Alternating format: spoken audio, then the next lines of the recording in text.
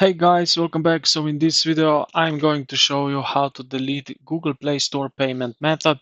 So yeah, let's get straight into it. Now, first thing, tap on your profile icon in the top right corner of the search bar. So click on it. Now navigate to payments and subscription from the menu overlay.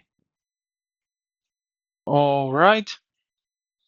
Then tap payment methods. Now, as you can see here, um, scroll down to the bottom of the list and tap More Payment Settings.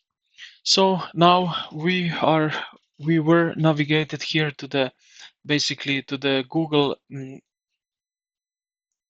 wallet, and right here, if you have any cards or something, you can basically simply remove it. So like that you tap the button where you see remove or something like that. And when you do that, you will see, sorry, just to show you, you will see basically what you are removing, and then just hit this blue button here where it says remove and save.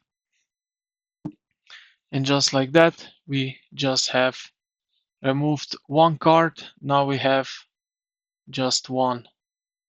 And yeah, I hope this video helped you out. If you did, consider to like the video and subscribe to the channel. Thank you for watching, and I will see you in the next one.